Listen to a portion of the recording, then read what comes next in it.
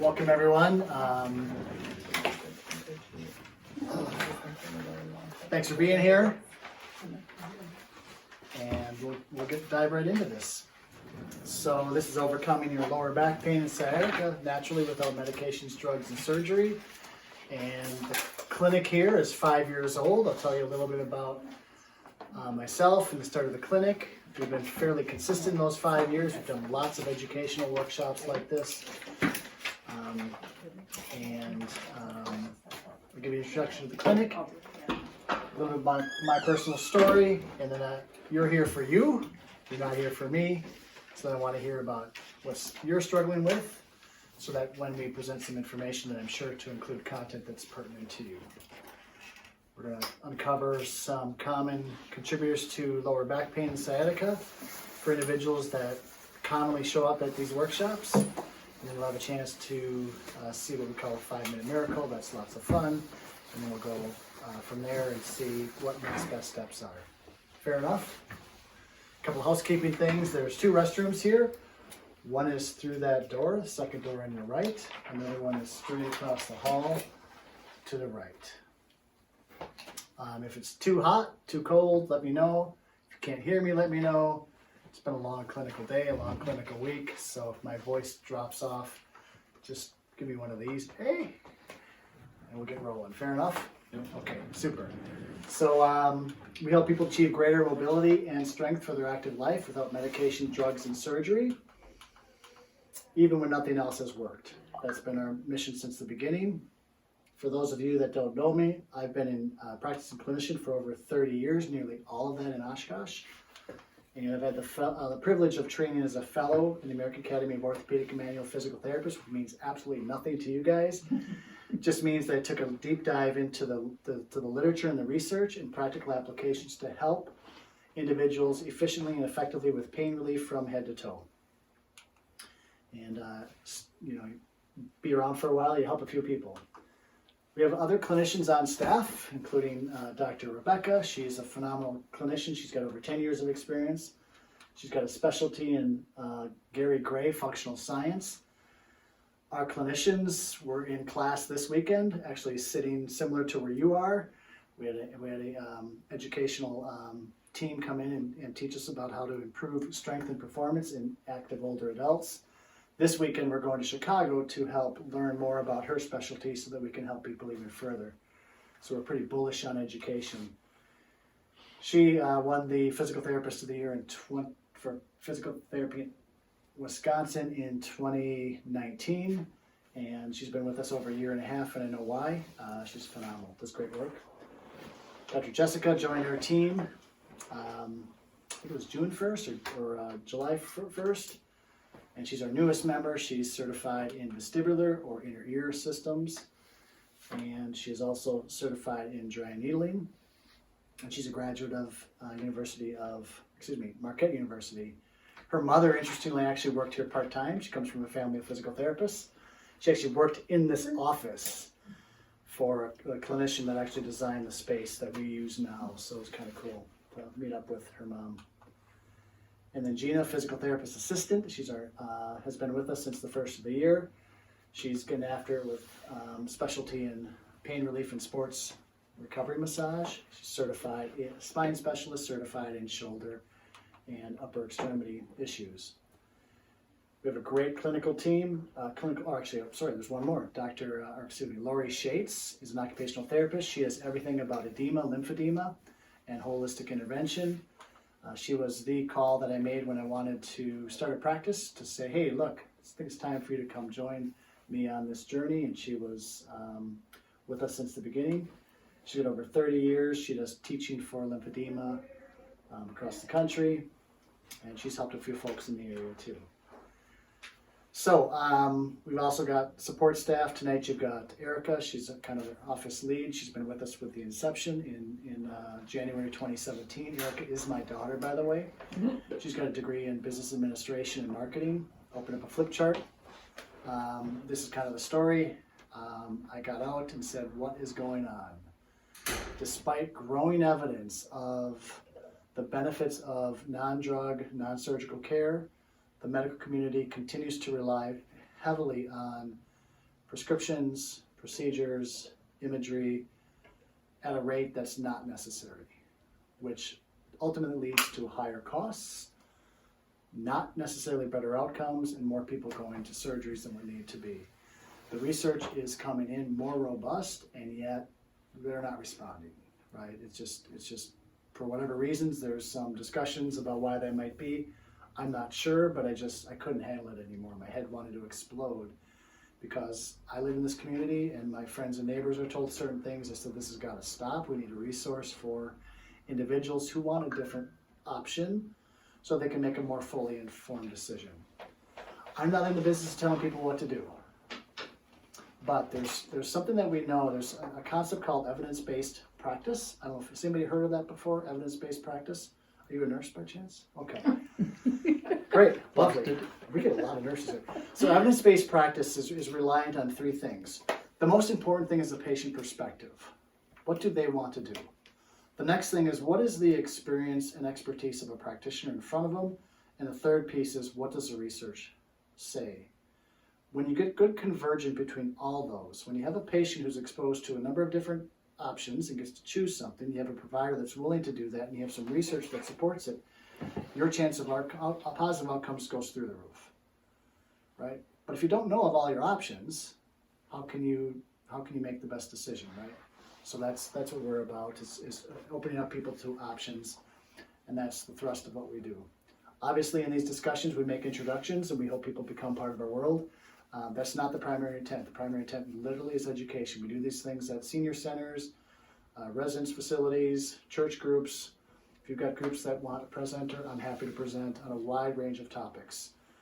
I did one at the Kiwanis clubs recently. Just gave them a little bit of introduction to how sleep can impact health. They ate that up, and I'm sure there's going to be more opportunities to discuss how sleep can be used for health and healing for both the mind and the body. So that's kind of my story. Personally, I got into the profession because I was a physical wreck as a kid. And even as a young adult, even as a graduate out of school, had significant problems. I'm blessed to be in this profession because I get to learn a lot of great stuff to help me keep active. I'll be double nickel this year, and I'm moving very well. Much better than I did even as someone in my 20s. So I feel blessed to do what I do, and I'm passionate about it. Oh, the rest of the team. Robin's here. She joined our team 6 months ago. Yeah, so she does a nice job for us up front. She's very knowledgeable about a wide range of wellness topics, and she helps manage. Probably talk to some of you here as well. Erica, and who am I missing? Kelly's here. Yeah, and Megan. Yeah, so phenomenal support staff. Love them dearly. All right. Oh, and yeah, these two things. What do you expect? It's your age. Like, no, we're not going there, right? There might be some age-related discussions. There's some changes that occur with age, but we're not going to say you just got to live with it or it's your age. Like, seriously, like we pay specialists big dollars to tell us stuff like that, or you just have to live with it, right? So. I'm going to take a little bit of a break. I want to learn a little bit about you, if you would. So if you would, we'll do this kind of like an AA format. Hi, my name is Eric. I had lower back trouble. I've been bedbound. I had trouble. Hoping to get some relief. What I'm looking for is what brings you here, what you're concerned about, and that can help me guide the conversation if it's already not included in the presentation. By all means, ask questions through this. I've got content, like I can talk for a while. I'd rather not talk, be the only one talking. So if you have questions as we go through it, great. We'll just get to it. In terms of some basic anatomy, would you mind grabbing the spine model for me? Oh, what? The spine model for me? Oh, yes. All right, so we're just going to talk a little bit about basic anatomy. So first off, sciatic nerve. What is a sciatic nerve? It's the longest nerve in the body. It travels from the back down the legs. It divides into two at the back of the knee, and you can get irritation, numbness, pain, tingling with irritation of that nerve, and it can cause a wide range of symptoms if you get some irritation. There's two distinctions to think of as we work with folks who have leg-related back leg-related back-related leg pain. Thank you. And the common term that's oftentimes thrown around anytime people have pain down the leg, and it might be related to the back, is they say that's a pinched nerve. Pinched nerve is kind of a common term that's used, and sometimes it's overplayed. The true pinched nerve, you're going to have changes in reflex or changes in muscle tension and muscle activation. That's what we call a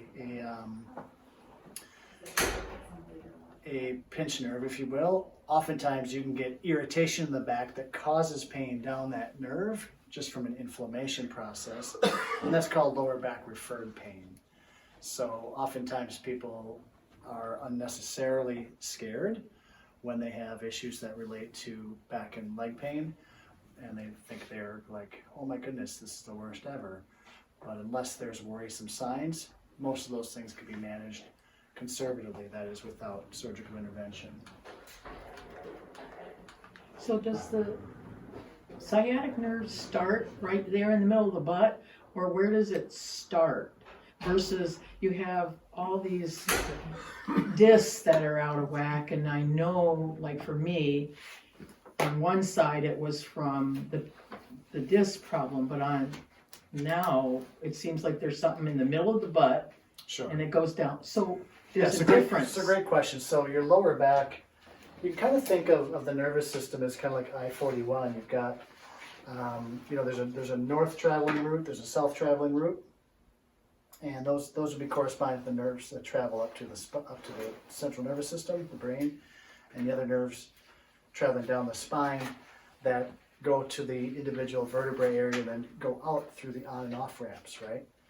So it's a pretty good analogy because you have on and off ramps like on 9th Street there. So you get on or off. So the nerves that are getting on would be the muscles or the nerves coming from the body going to the central nervous system. And then the nerves coming down are the motor nerves going down to the body parts, right? So the sciatic nerve is an accumulation of the lower back nerves that combine and then travel by the hip area, right? As you mentioned, you can get irritation of that nerve potentially in the lower back from disc problems, from different types of narrowing. We'll talk a little bit about stenosis.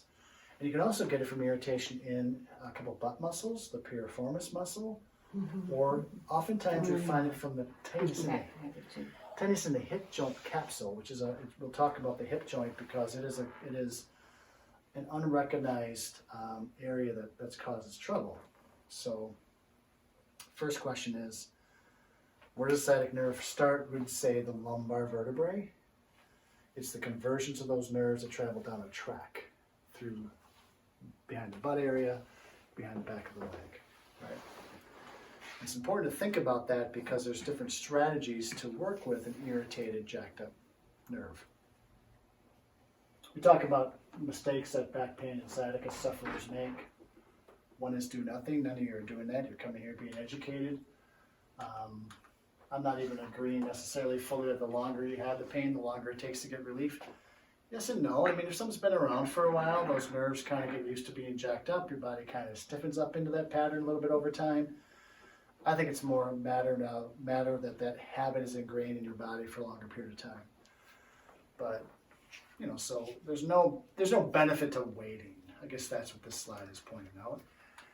So that's the first thing. The next thing is to just rely exclusively on NSAIDs, braces, lotions, potions, injections, whatever it may be, right? And especially muscle relaxants and opioids. That's a whole separate category. I think we can agree that those things pose really severe risks. I probably don't need to go into it necessarily about that sort of thing, but when it comes to, there's nothing wrong with managing your symptoms responsibly, but if it's not getting you over the hump, if you've got something that sticks around for longer than a handful of days or 2 weeks, that's not going to get it done. So, or if you're going to get injections, if that's part of the treatment plan, that might be okay. You might make an informed decision. Hey, what are the risks involved? What are the benefits? Because I can tell you, most people's experience when they get an injection is, boy, that feels really good. but the conversation stops there, right? Like there's something that led to that pain being there to begin with. And what that is, there's a whole lot of contributing factors. Probably some tightness somewhere in some joints, probably some muscle imbalance. Maybe a human who's not as active as they should be, or maybe a little too strained in some way, or maybe overactive in some activity. Like let's tame down some of those other things so you have a better chance for longer term relief. If you're going to subject yourself to those sort of things, okay, that's okay. I don't want to add stress to it. That's your choice. But then let's not stop there, right? So that's one thing to think about. So this is just masking it exclusively. Isn't going to get you there. Those things can be helpful. NSAIDs right now, I'll say one thing about it. I think a couple of you alluded to it. I'm not convinced if non-steroidal anti-inflammatories were not part of an over-the-counter regimen right now, and they were offered even in front of the FDA now with the potential risks, I'm not convinced they'd be over-the-counter. Mm-hmm. With the side effect risk profiles. They're very real. What are the systems that they provide trouble for? Kidney, liver, GI. Yeah, I was taking ibuprofen. And Heart, cardiovascular risks. I mean, it's nauseated. it's very real, right? So there's other options, right? If people are concerned about it. You might as well go right to the opioids, you know. No, that's actually. I am so kidding. It's a great place to visit, but who wants to live there, you know? Right.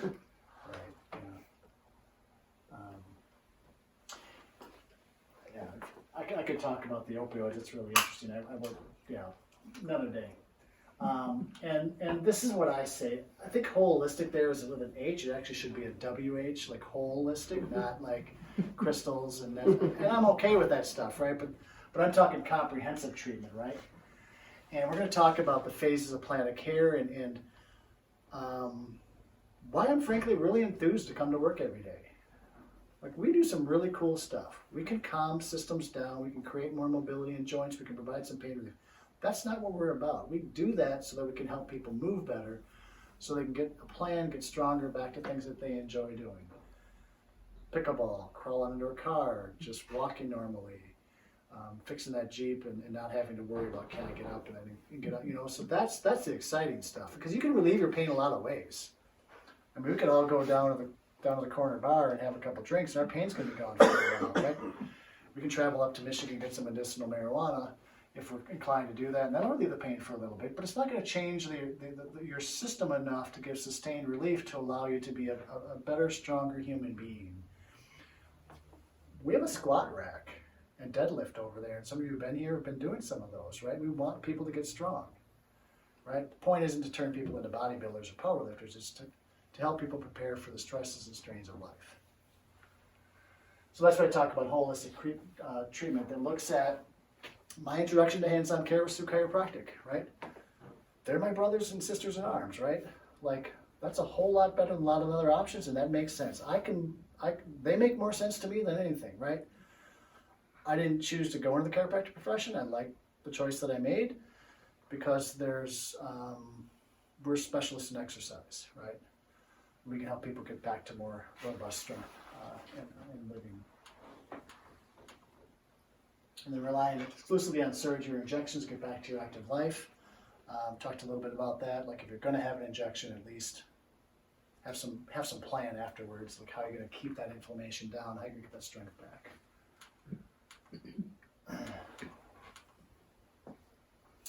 Concept here is if your pain is reproducible, if you can kind of make it worse with some sort of movement, it's probably mechanical in nature, and we can probably find a way to ease it. That's what this is about.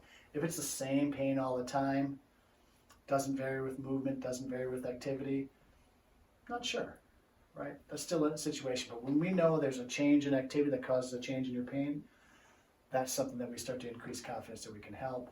And then once we do an assessment and see what your unique profile is like, then we can be a little more confident in terms of what type of help we can offer you.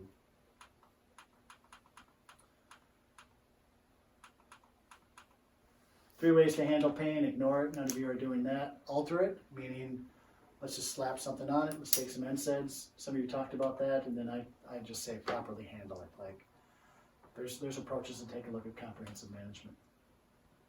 All right, so this is kind of fun. We're going to talk about some common causes of lower back pain and sciatica. Some of these you will not hear about. Some of these you can't see on x-rays, MRIs, and you'll see some common themes come about here, but we'll talk about some big ones: spinal stenosis, we'll talk about the disc, of course, and then we'll talk about muscle balance and imbalance. So some of this will be new, I think, for most folks. Herniated discs. Herniated discs are really interesting. When I first got out of physical therapy training, was about the same time that MRIs became really widely used. So the medical community thought everything that we see on MRIs pertains to muscle, bone, and joint conditions were significant. So every disc problem in a lower back pain patient was assumed to be caused by the disc problem. Right? They didn't know any better, right? It's 30 years later. We know better, right? So there is times when the disc is involved. We'll talk about when it is. People who have disc problems generally have increased pain when they're bending forward or when they're sitting. Like, I don't think many of you are probably having active disc problems right now because you are sitting pretty patiently sitting. No, I'm just like crawling out of my skin. Or maybe so. So if you need to stand up, go ahead and do so. On that note. Please do. Most of you would be up standing around, right? So that used to be thought of that could be sharp pain that does run down the leg. Typically age 40 years or younger, what was traditionally taught, but that's not true, that individuals of any age tend to have these sort of features. It may or may not be leading to your pain, but when it is, typically one position's really bad that tends to be leaning forward or sitting. Standing tends to be like, oh, that feels good, or lying down. So you can think of, this is vertebrae level, vertebral areas, the disc is the space between it. You can think of this yellow here as like the north and south travel of the I-41, and these on and off ramps can get pressure from a disc that is bulged, if you will. Over time, the disc, the one thing that's nice about getting a little bit older, the disc tends to dry up over time, tends to lose some of that fluid nature to it. That's one of the reasons why we tend to get a little bit shorter. So disc problems tend to not be as prevalent in individuals over the age of 40. This is usually a young person's case, like, oh my goodness, I got this abrupt pain, foot's weak, that sort of thing. This is worrisome when there's a change in bowel or bladder. Like, I can't empty out my bladder all the way, or I can't control my foot anymore. Okay, then that's a cauda equina syndrome. You're not talking to a physical therapist at that point. You're in the ER making sure that you get that nerve decompressed. What's that called? That Cauda equina syndrome? cauda, C-A-U-D-A? Yes, yes. So stenosis. Stenosis means narrowing. You've got to have fancy words to, I guess, to charge certain rates. You know, like are you a mechanic? Yeah, I mean, you got to have some fancy solenoid and UVCB joint. Like, I have no idea what that stuff means. Like, I don't know. But so stenosis simply means narrowing, right? So when you get a narrowing in the spine, that's what we call stenosis. So you can have two types of stenosis. The most common is the side stenosis. So these are the on and off ramps. So this space here can become a bit smaller over time because of arthritis in some key joints here. These are facet joints, F-A-C-E-T, facet joints. Each vertebrae level has 2 facet joints below it, 2 above it, and arthritis is simply a change in the joint, usually a thickening of that joint. So when that joint thickens a little bit, there's going to be a little bit less space for that to occupy. Stenosis doesn't necessarily mean that you can't get relief, it just means a narrowing of that space. That's lateral stenosis. So you might get selective irritation in a particular nerve tract, or irritation in the lower back, difficulty standing up, maybe a little bit better sitting down. So if you have that, I mean, how does exercise or whatever you guys do here, how does that help with a smaller space that's bone? So when we go in there and assess that area, if there's an undue stiffness in one of these joints, we can work those joints loose, and create less inflammation and irritation there, restore some natural movement there. We can also do things such as traction, right? Or preferential exercise to work that some of that inflammation and irritation out. And sometimes that works really fantastically, and there's times when it doesn't, to be quite honest, right? But most cases, that works really well. We'll test the nerves to make sure they're getting good input to see if there's worrisome signs of true nerve irritation. There's another type of stenosis called central stenosis, and that you can think of these people when they're shopping, they're leaning on a shopping cart. Or they're talking to you in the store and they're like, yeah, sorry Chris, can't talk to you real long here. They're probably gonna do something like this, or mind if I go over the counter and lean a little bit, right? That's where that central cord can become a little bit stenotic. Even those folks respond really well to intervention. 25, 30 years ago, it was believed that you just kind of accommodate, like just make sure that person never bends backwards. They always bend forward to relieve some of that nerve. People can't live their lives like this, right? At some point you have to stand and walk, right? So, practicality here is you then need to make sure that everything else above and below that level gets flexible. And usually one of the things that is not flexible is the hips. Hips get less flexible over time. And if you stretch those hips out, we'll talk about the hips a little bit and some connection with it, then it's easier to stand up because those tight hips aren't pulling that spine forward and making your back more arched, right? So we find a functional approach. That is, we work around those areas to free up all the areas so that people can have more tolerance to upright standing. That's hard work. We do a lot of stretching of hips. We don't mind doing it because it gets good results.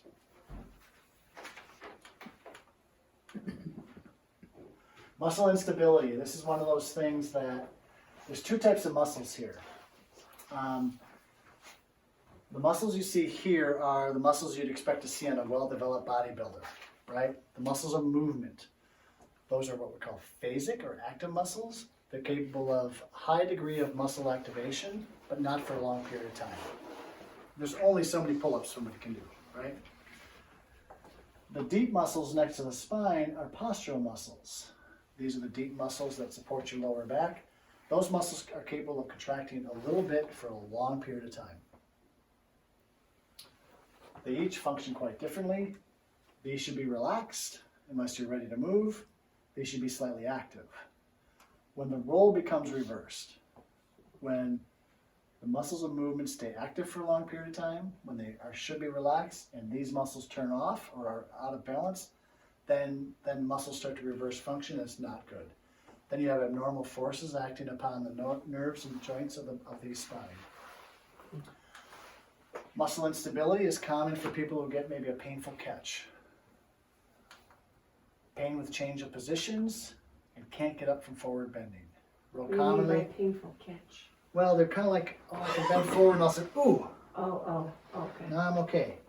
Okay. Or more commonly, yeah, I can come up, and they'll do some kind of funky, like that, right? The muscles just have forgotten how to control movement through there. It's pretty apparent, right? Okay.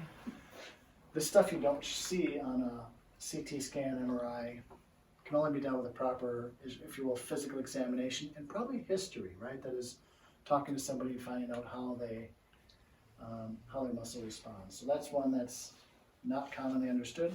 It's common enough that we need to be aware of it. We can't treat every back like it's the same. There's this concept now called personalized medicine. I'm listening to a great book right now called Eat for Energy, Ari Whitten. Awesome. Referenced. Quite comprehensive system. Anybody? Eat for Energy. Phenomenal. He's real big on, look, everybody's going to respond a little bit differently. Here's some general truisms. Try it out for yourself and see how it goes. What's his name? Ari, E-R-I-A-R-I, Whitten, W-H-I-T-T-E-N, right? I'm not even sure. Why is there talking about Ari Whitten? Oh, personalized medicine. So he's kind of like personalizing it, right? Well, I can honestly say I don't think I've treated two people the same way. Like, we don't have like, oh, you come in for 10 sessions and this is what everybody does in the first one, this is what everybody does in the second. That's ludicrous because everybody presents a little bit differently. Everybody's got a little different genetics, different lifestyle, different presentation. Even if you have the same present, I love this. Oh my goodness, I had the same thing and blah, blah, blah. It's like, okay, I get it. We want to commiserate with somebody. We want to be able to share stories. But I really don't think two people have had necessarily the same thing. Unless they're going to whack each other on the kneecap with a hammer or something like that, then they might get the same thing. But the proper examination in history is tailored to an individual. We'll talk about that in a little bit. See, And you're- I'm sorry. Go ahead. When you're talking about muscles, though, are you also referring to the core at all? The core abdomen that we're supposed to be strengthening and stuff, or is that a different thing than what you're talking about there? So I think that's related. That some of those supporting muscles are going to be. There's initial thought that there's some key muscles in your abdomen wall that if they're active and properly balanced, that you're going to have better health. And to an extent, that's true. But But my experience has been that's like God. The core muscles, you must do that. You must, and it's just been I'll just say pounded and that hand has been overplayed.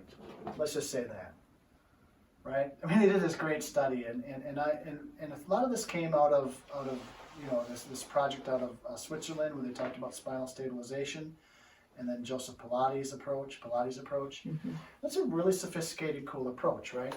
And we think of Pilates as I'll just say it, upper middle class, rich women dressing in some leotards and going to class and being kind of snobbish about it, right? I mean, but he was a boxer. He trained boxers. He was a hard-nosed guy, right? His aunt, I think, was one of the Braggs from Bragg's Liquid Amino Acids, and he was tough. But that's just an activation of muscles and a way to activate muscles, right? So with the advent and popularity of Pilates came the overemphasis of saying, well, if you've got a back problem, all you got to do is tighten your core up. They did a study once to say, hey, for people that have ongoing back pain, is general exercise or like a Pilates specific training exercise going to be better for outcomes? Because the thinking was, well, this Pilates, this is pretty fancy. Like, you do this, do that, It doesn't matter. You can walk, you can weight train, you can swim, you're going to get the same results if you do Pilates as it relates to symptom control if you're looking at exercise. So you do want your core to activate and be strong. It doesn't have to be a sophisticated system to do it. You were gonna. Yeah, I interrupted you. no, it's okay. When you're doing like the interview or the consultation, I may be ignorant on what it really is. I may go, oh, I think it's this. Do you have methods of actually testing those things to see if that, how do you get to the core of what's really wrong with me without me steering you to what I think it is by doing the Google doctor? Yeah. His examinations. Yeah, brilliant question. So yeah, ideally the better questions I ask you and have you tell me what's going on, then I know, hey, I got to test these number of areas, rule in or rule out something that might be going on. Then we assess that. Okay, do I find it? Yes or no? If I do, okay, then we think about, well, how does that relate to your symptoms? And we start to treat it up. If I think it's a muscle tightness, we'll treat the muscle tightness, then retest. Does that make your movement better? Does that decrease your pain? Or mobilization manipulation. Yeah, I think it's a tight joint. Let's mobilize it. Let's manipulate it. Does it feel better? Yeah, great. Check. All right. We'll do more of that next time probably. Let's move on and find other things. So typically it's not one thing that brings it on. So I love that answer. It's kind of a pragmatic approach, right? Yeah, A functional approach. My history with physical therapy was they treated and worked with what I told them, what I thought was wrong. And so when I got home, I'm like, I still feel it. I feel a little better, but I don't think they really found what was wrong because I didn't know enough to look at other. It sounds like you're more thorough than what I've had in the past. But just to answer for you, what you're saying is that you respect personalized medicine, and what you maybe received before wasn't personalized. Yeah, So exactly. I think that maybe that's the what difference. I'm saying. Yeah. That's fair.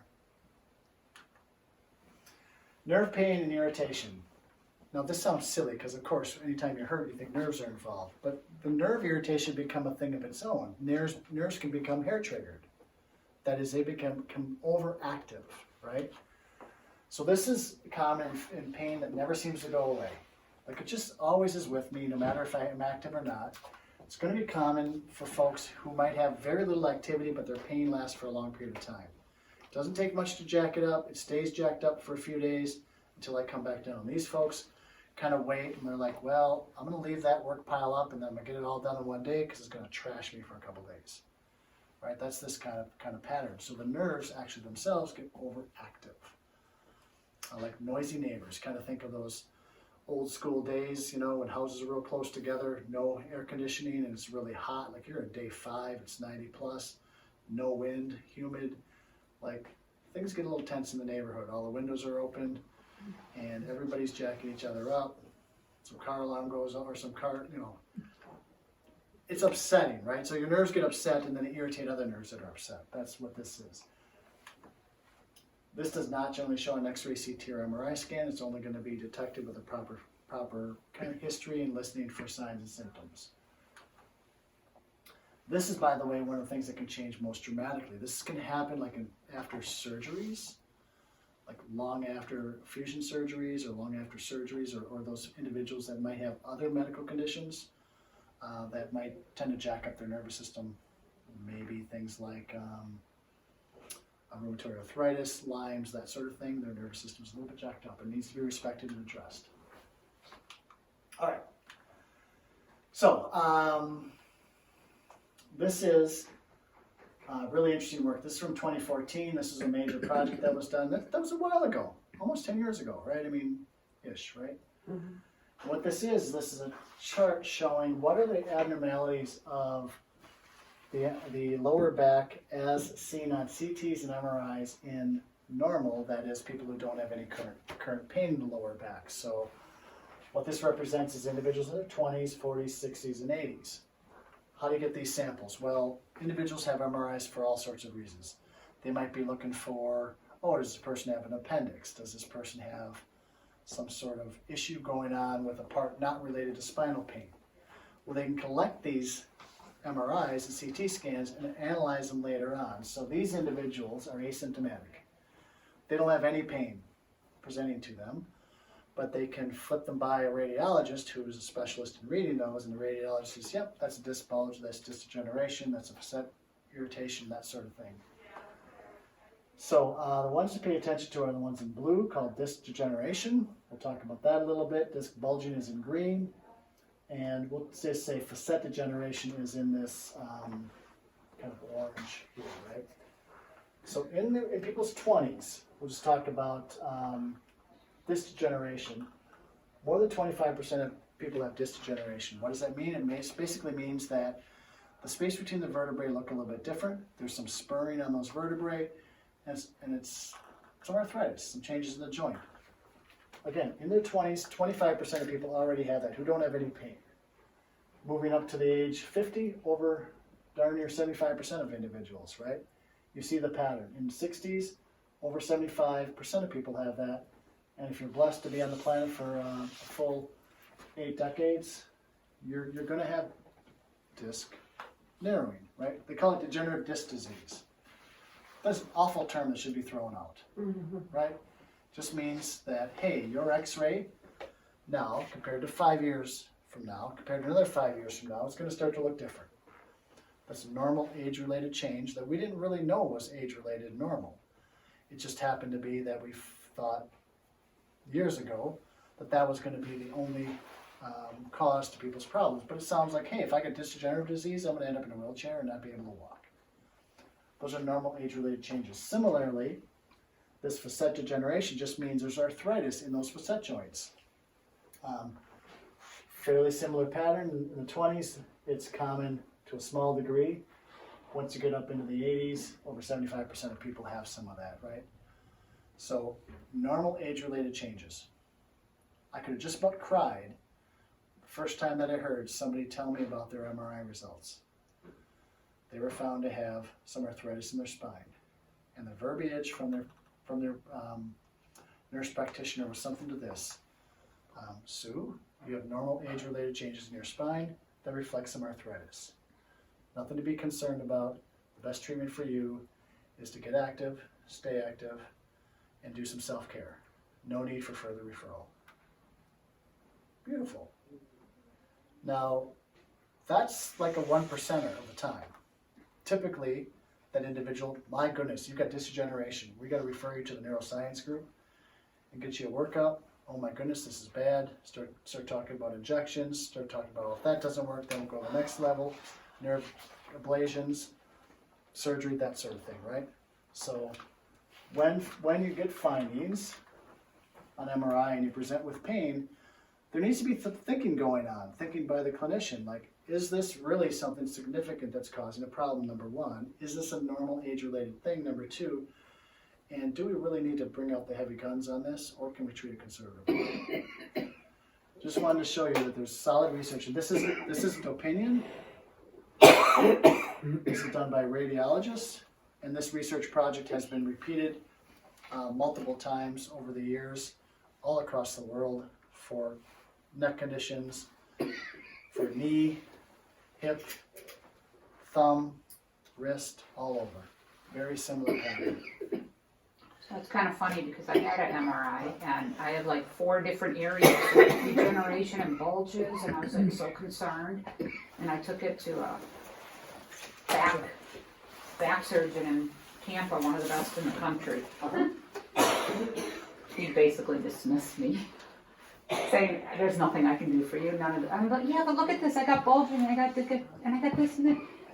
Minor. Doesn't need surgery." So I'm kind of laughing at that. Good. Yeah. Here I thought I had all these big concerns. So I'm not saying those things can't ever be concerns. I'm just saying, significant majority of the time, there's some. Nobody's parts look perfect inside, and we see things at a very fine detail level with MRIs. Not begging on MRIs and CT scans. We want them to be used. All right. So we're talking about some other things here too. A couple bonuses: tight hip joints and the hip joints that are inflamed. Hip joints are here. When you bend up your knee, when you sit, the front hip pocket, that's where your hip joint is. Your hip joint is not necessarily out here. That's a bony bump on your hip. But hip joints are fairly close in functional relationship to the lower back. You see here there's a muscle that comes from the front of your hip here. This is your hip flexor.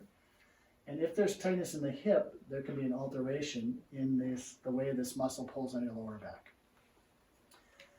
Bottom line is this: with individuals who have pain in either their lower back, side of their hip, front of the hip, even down the upper thigh, if you got a couple drinks into a lower back specialist or a hip specialist, and you said, can you really tell when you first see somebody whether or not that pain is coming from their lower back or hip, depending upon their specialty?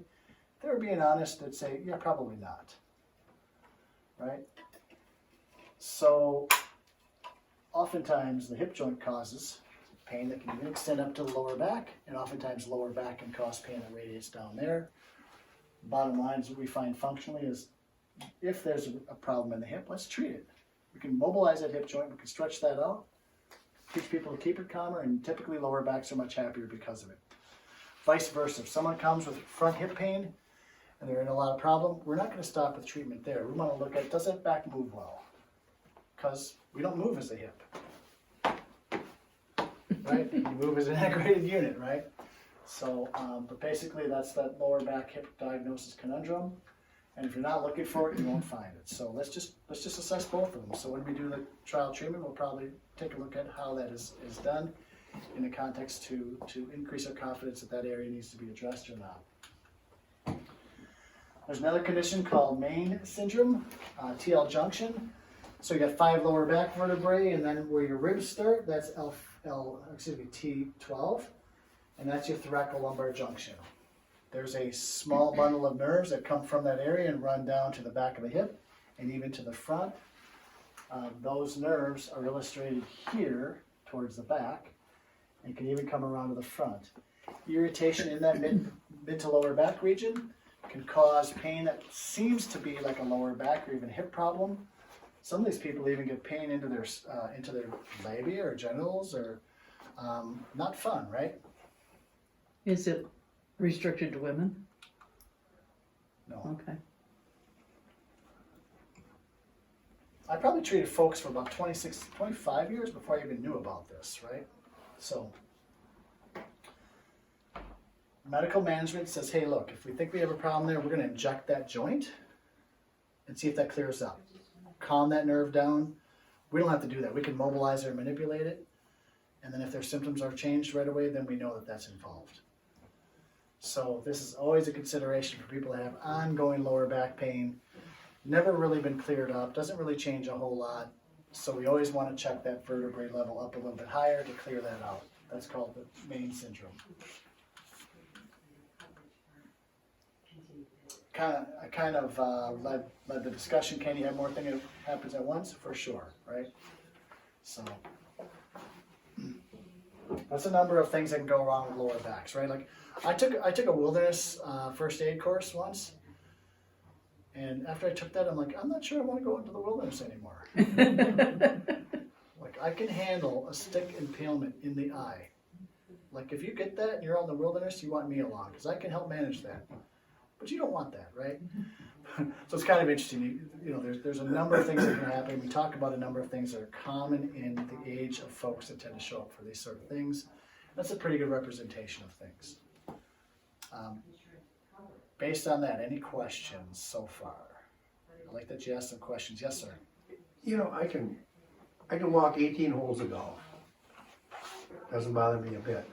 We'll go out walking at night sometimes, and it feels like I got two rods sticking right in the side of my hips. And I have to stop walking because it hurts. Huh.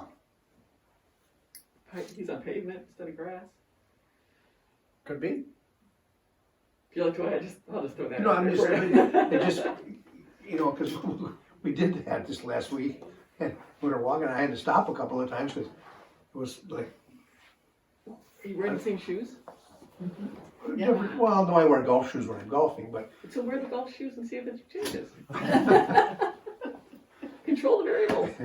well, you know, and it could be that I don't know. And besides, I have a pain in my back, but you know, I And just you're walking the course.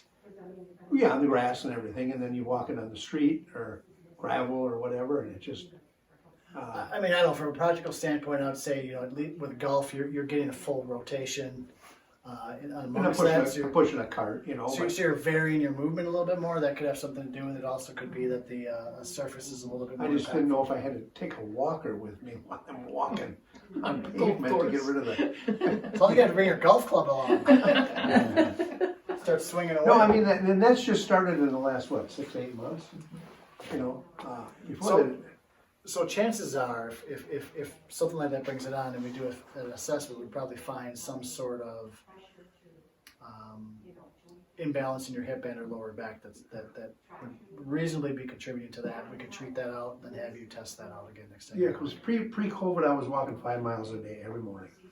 Lovely. And then COVID came along and I lost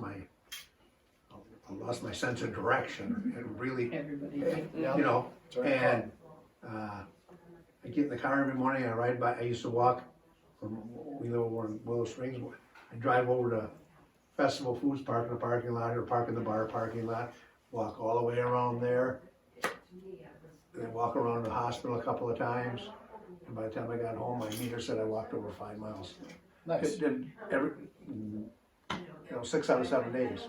Never had a problem. You know, and then this has started. So. And now I have the problem. Yeah, she's How about He it? can't do the laundry, he can't take a I help her with Yeah. everything in the house. I get the hell out of the way. I help her with everything. I get out of the You do, Careful, honey, you're outnumbered. You do support, though, someone having a physician rule out a hip issue too that might require surgery. I mean, we do know that hips deteriorate and they have to have a replacement or something. Is that, I mean, some people do need to do that before they assume there isn't bone on bone, right? Or what am I missing here? No, I'm just taking it all in, asking, Yeah, trying to 'cause I find out what your mean, question is.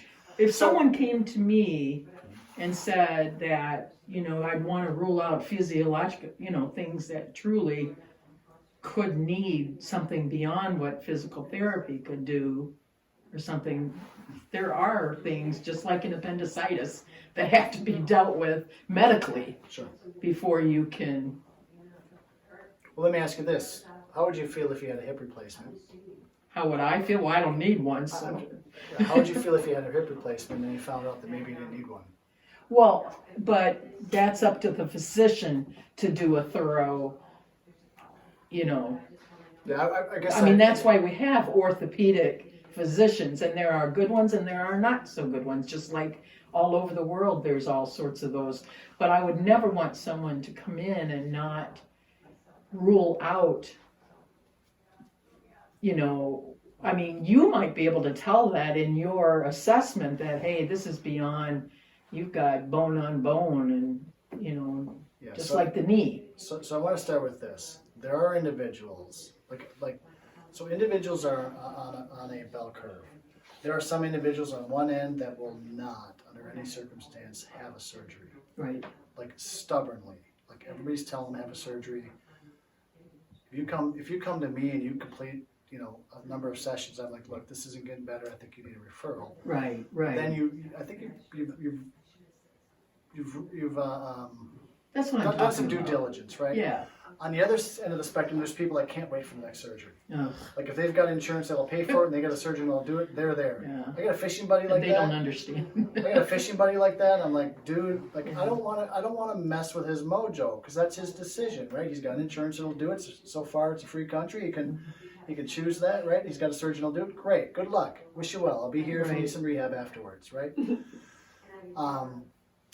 There's growing evidence of the non-inferiority, is how the literature is reporting it, of conservative care when it comes to surgery for a wide number of conditions. Degenerative meniscus, hip arthritis, knee arthritis. So, for let's say 8 to 10, 12, 14 sessions of physical therapy, right? You're going to get that for under about, the insurance companies will pay less than $3,000 for that. Okay? You go to an MRI and a specialist and injection, you're probably at 4.5, 5K.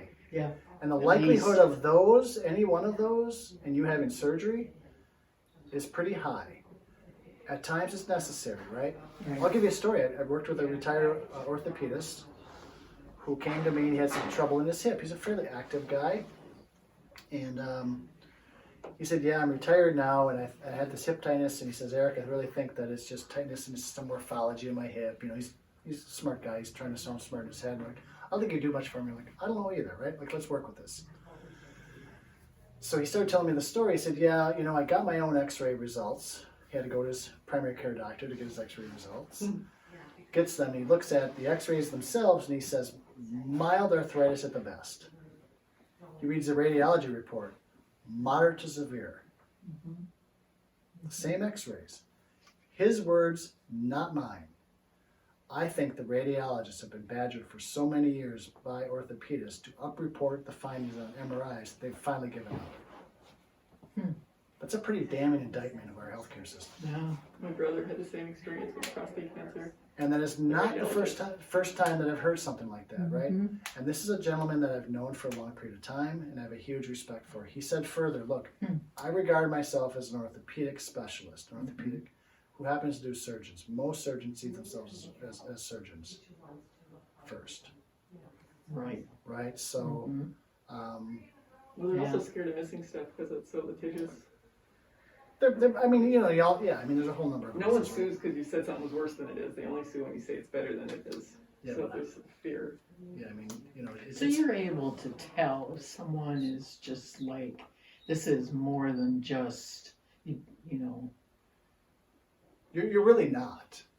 So Jim Luthi, one of the first patients that I ever treated in the clinic, he came and he had this leg that did some funky weird thing, and he walks down the hall, and he gave me his testimonial so I could talk to him, right? Looked at him, and I'm thinking to myself, dude, I don't think I can help you. He's like, well, I don't know if you can or not, but I'm not having surgery. I said, okay, I'm not going to deny him the opportunity, so I did my thing. We did the joint mobilizations, we did the exercise training. He's a guy that drove bus, so we had those high steps. He wanted to go to the stock car races and hang with his buddies in the pit crew. He's stuck with the process, right?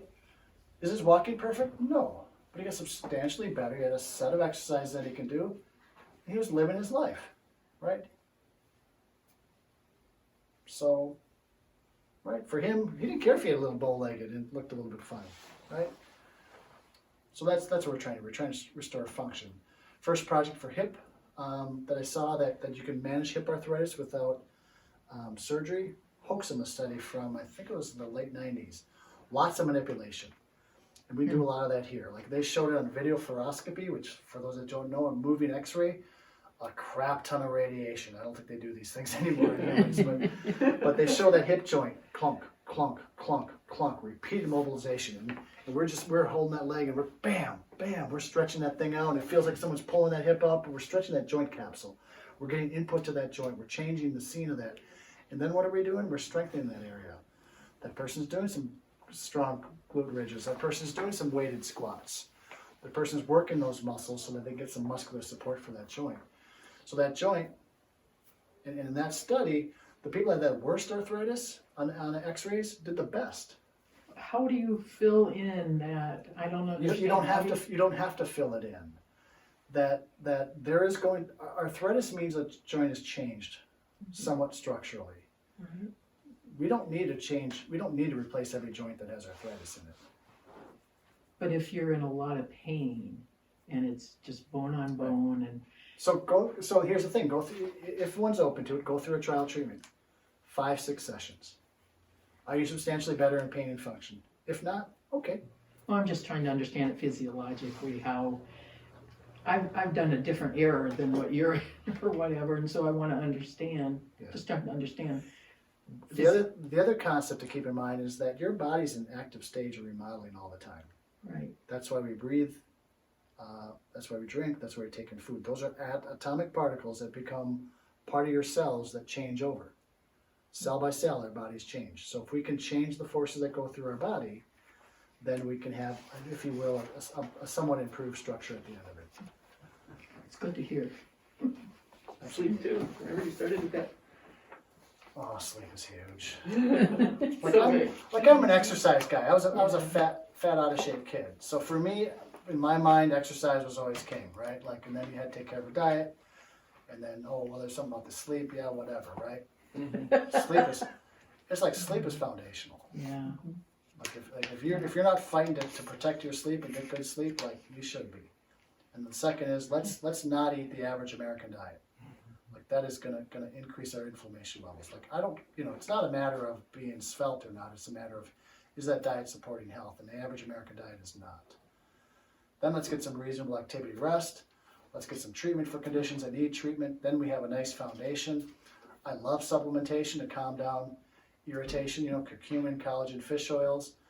You don't start with those things. You can, but they're much more effective when you have, when you're in an ecosystem in which it's supported by healthy sleep, reasonable diet, or at least a diet that's improving over time, reasonable activity rest cycle, get some areas treated that need to be treated so that body can move better forces can go through it, support that area with better strength, and get into better activity rest cycles, Get out there playing pickleball or whatever, going for the walks, whatever it may be, going for golfing, whatever it may be. So, great question though. Yeah, that answer your question, or are you still thinking about it? Yeah. Yeah, well, I have to think about it just because Again, we're always learning. yeah, for sure. Again, patient preference, right? Like, what do they want to explore? What's the skill of the practitioner? And what does the research say? The research is starting to more and more support. Right now, for instance, and I'm speaking more directly to this, everybody knows rotator cuffs, this is not a shoulder presentation, but everybody knows that rotator cuff repair surgeries are not easy. You see them at the big thing, you got usually the orthopedic emblem is on there, and that's a 4, 6, 9 month thing. Not all of them turn out really well. The research, insurance companies all know that, and people all know that's not a slam dunk. And right? it's painful. It can be painful, right? What's really popular now? I had a shoulder workshop not too long ago. 3 individuals in that workshop.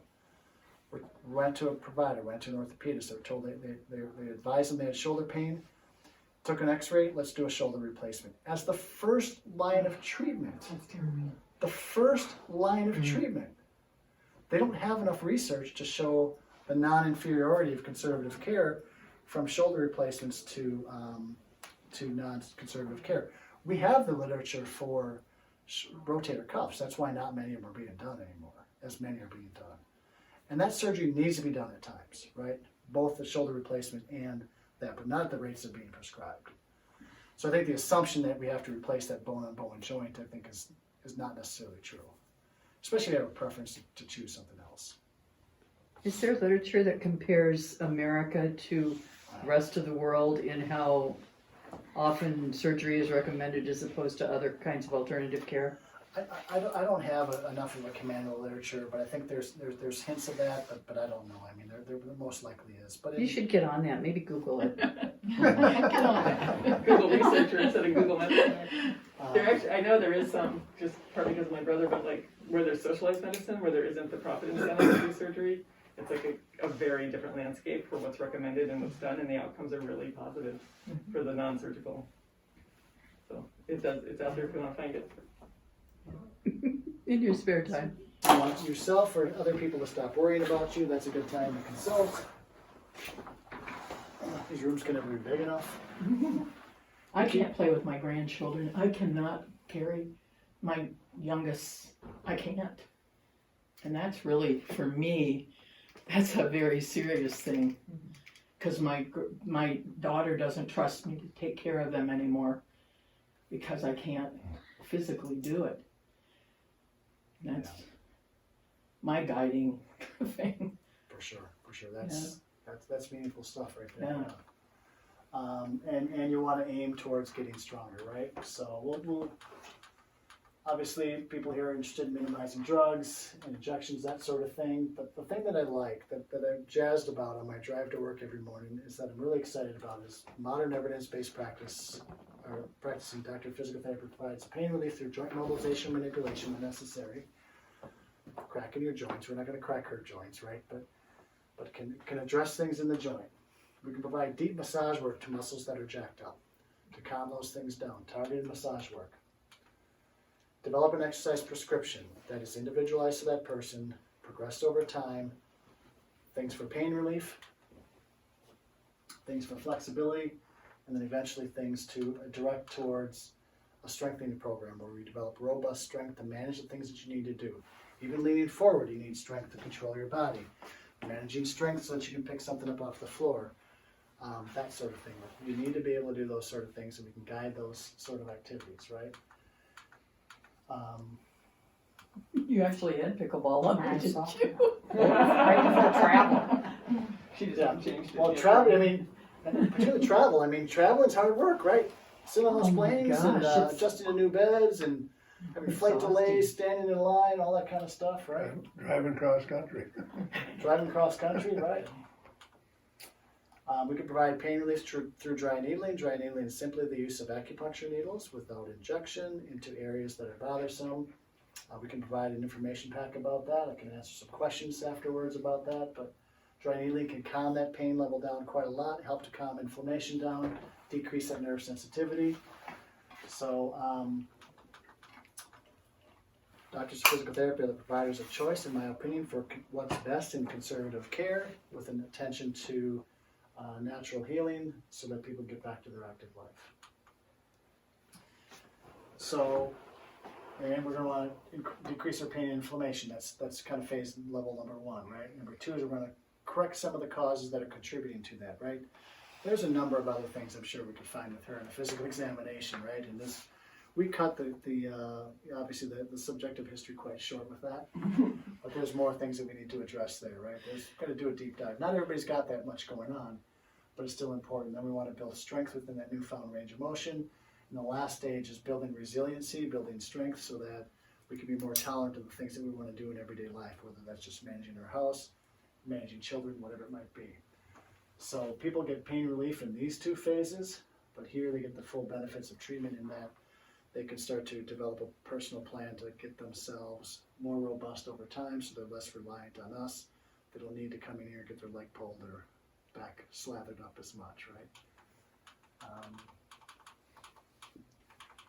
So y'all have had some testimonials. We do one-on-one sessions, individualized, tailored sessions with focus on non-medication, non-drugs, non-surgery. And then y'all have a golden ticket. How that works is you can come on in for a consult, find out what's going on with that ticket. We can run through a little more lengthy process than we did here, find out a little bit more about you, do a physical examination to see that you're in the right place or not, see if you need any sort of other intervention. And then we can recommend a plan of care based on your presentation, prioritizing the problems, letting you know what's involved in the solution. Ahead of that, we can do an insurance verification if you want to use your insurance and let you know what you're on the lam for in terms of cost based on that insurance verification, so at the end of it you'll know, hey, look, this is what I'm looking at, this many sessions, this time period, this is what's going to cost me, this is my time commitment, money commitment. It's pretty straightforward. Would a physician refer and that would help with the insurance, or does that not work that way? You're nodding your head no. It doesn't. Insurance companies really don't care that much about a physician referral anymore. There's some insurances that may require a primary care provider referral. We know who those are, and we can help you obtain. We can help obtain those. Okay. No, they make up their own. They have the purse. They have the golden rule. Do insurance companies, like chiropractic, you can have only so many visits a year? Is it that way with physical therapy? Only so many visits a year? For the most part, yeah. I mean, It is that way. They're yeah. We work with your insurance company to the Okay. extent that we can to help get the care you need. Everybody's insurance situation is a little bit differently, right? So if a doctor did that, it wouldn't help at all?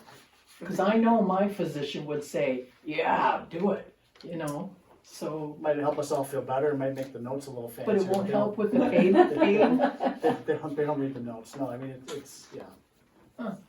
That's surprising to Doctors me, I are guess. cogs in the wheel, so, They're in the way, aren't they? yeah, so.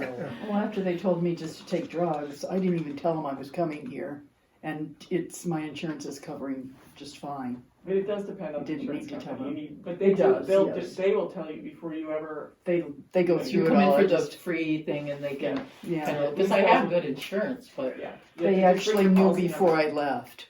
I'm I sorry. gave them my card when I first came in, and before I left, they knew what the insurance would do for me. So I don't know if it's always that fast or if I'm just special, but Well, it could be both. that's true. But I think some of us are at the age of Medicare now. Plus, I'm on Medicare. like I have. I know I don't look old enough, but I am. No, you don't. 27, Eric, I tell ya. Y'all are cracking me up. All right, so next best step then is I'm happy to entertain some questions. First thing is, if you've got groups that I present on a wide variety of topics. I'm passionate about sleep now. That's one that's kind of a hot topic lately. A number of wellness topics. Happy to present on that. So reach out to me if you have a group that you'd like me to present to. We've got times and dates on the wall for discovery visits.